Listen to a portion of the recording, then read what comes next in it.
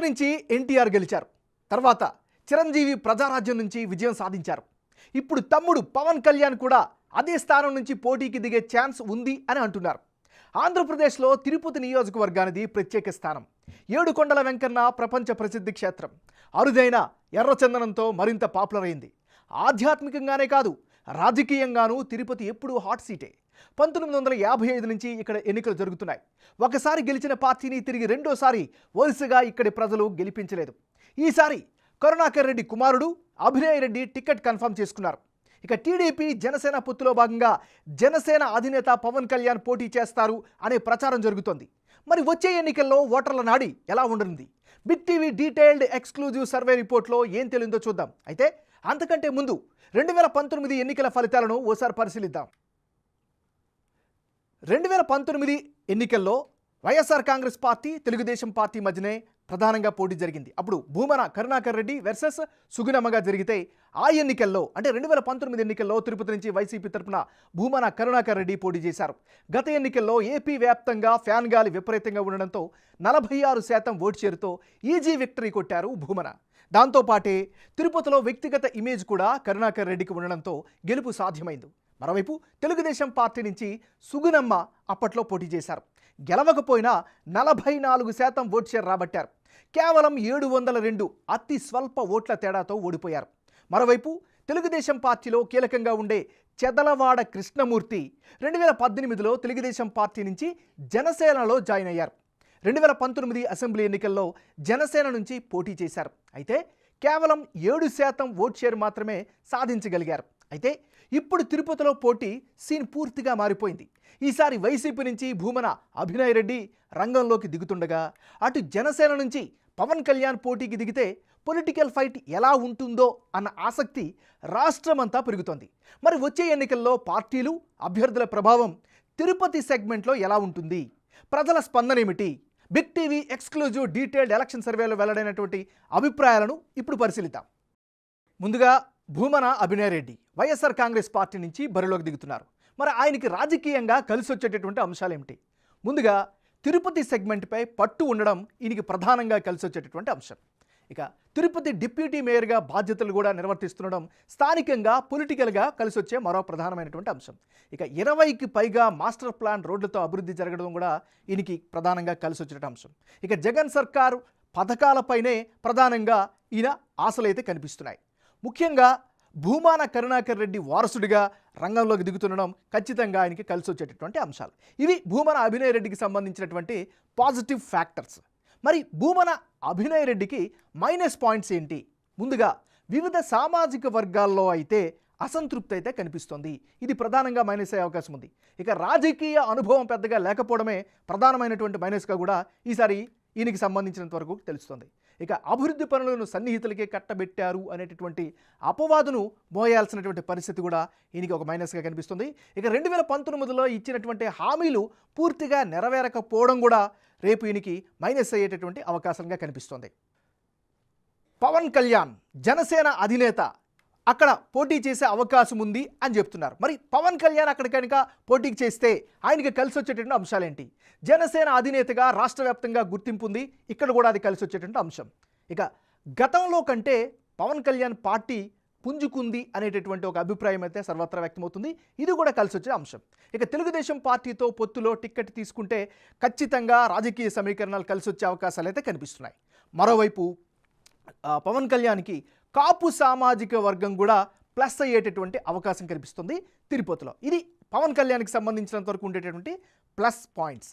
మరి పవన్ కళ్యాణ్కి మైనస్ అయ్యేటటువంటి ఫ్యాక్టర్స్ ఏమైనా ఉన్నాయా పరిశీలిస్తే 2014లో తెలుగుదేశం పార్టీతో పొత్తు పెట్టుకోవడం, 2019లో విడిపోవడం, ఇది ఖచ్చితంగా రాజకీయంగా మైనస్ అయ్యే అవకాశంగా కూడా చెప్పుకోవచ్చు. ఇక 2019లో జనసేనకు వచ్చింది కేవలం 7% మాత్రమే ఓట్లే. అంటే హిస్టరీ పరంగా చూస్తే కాస్త నెగిటివ్ ఫ్యాక్టర్ వచ్చే అవకాశం కనిపిస్తుంది. ఇక నియోజకవర్గానికి పవన్ కళ్యాణ్ కొత్త నేత కావడం కూడా పొలిటికల్గా కూడా ఈయనకి మైనస్ అయ్యేటటువంటి అవకాశం. ఇది పవన్ కళ్యాణ్కి ప్లస్లు మైనస్లు. తెలుగుదేశం పార్టీ తరపు నుంచి బరిలోకి దిగే అవకాశం ఉండేటటువంటి మరొక నాయకురాలు సుగుణమ్మ. మరి సుగుణమ్మకి ఈసారి కలిసి వచ్చే అంశాలేంటి పరిశీలిస్తే తిరుపతిలో తెలుగుదేశం పార్టీకి బలమైనటువంటి ఓటు బ్యాంకు ఉండడం ఈమెకి ప్రధానంగా కలిసి వచ్చేటువంటి ఫ్యాక్టర్. ఇక 10 ఏళ్ల రాజకీయ అనుభవం కూడా చాలా చాలా కలిసి వచ్చే అంశం. ఎందుకంటే రాజకీయాల్లో ఎక్స్పీరియన్స్ ఆల్వేస్ మ్యాటర్స్. ఇక టీటీడీ బోర్డు మెంబర్గా కూడా విధులు ఉండడం అక్కడ స్థానికంగా ఒక రకమైనటువంటి ప్లస్ అయ్యే అవకాశం ఉంది.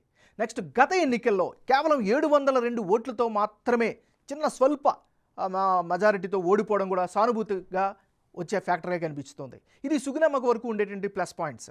మరి సుగుణమ్మకి ఈసారి మైనస్ అయ్యేటటువంటి అంశాలు ఏంటో ఒకసారి కనుక పరిశీలిస్తే బలమైనటువంటి ప్రత్యర్థిని ఎదుర్కోవడమే ఈమెకి ప్రధానమైనటువంటి మైనస్గా చెప్పుకోవచ్చు.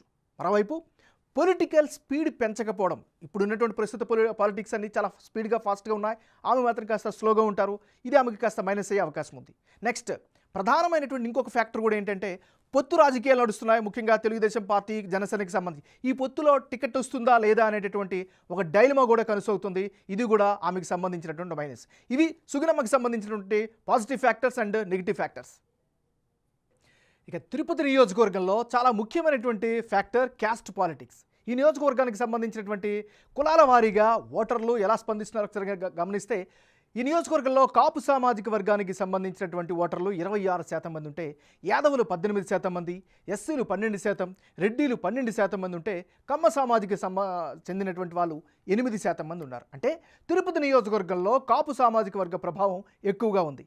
గతంలో ప్రజారాజ్యం పార్టీ పెట్టిన చిరంజీవి కూడా ఇక్కడి నుంచే అదృష్టాన్ని పరీక్షించుకున్నారు, గెలిచారు కూడా. ఆ తర్వాతి స్థానంలో 18% యాదవ సామాజిక వర్గం జనాభా ఉంది. అభ్యర్థులు పార్టీల వారీగా వివిధ సామాజిక వర్గాల అభిప్రాయం ఎలా ఉంది, బిగ్ టీవీ సర్వేలో వాళ్ళు చెప్పిన అభిప్రాయాలు ఎలా ఉన్నాయో ఓసారి చూద్దాం. ముఖ్యంగా కాపుల్లో వైసీపీకి 35% మంది మద్దతిస్తుంటే, తెలుగుదేశం పార్టీకి జనసేనకు కలిపి 65% మంది కాపులు సపోర్టుగా ఉన్నట్లు తెలుస్తోంది. అటు యాదవ సామాజిక వర్గంలో 40% మంది వైసీపీకి, తెలుగుదేశం పార్టీకి 55%, జనసేనకు 5% మద్దతుగా ఉన్నట్లు సర్వేలో తేలింది. ఇక ఎస్సీ సామాజిక వర్గంలో వైసీపీకి 35% మంది, తెలుగుదేశం పార్టీకి 60% మంది, జనసేనకు 5% మంది సపోర్టుగా ఉంటామని చెబుతున్నారు. ఇక రెడ్డి సామాజిక వర్గంలో 60% మంది వైసీపీకి, 35% మంది తెలుగుదేశం పార్టీకి, 5% మంది జనసేనకు మద్దతుగా ఉన్నట్టు తెలుస్తోంది.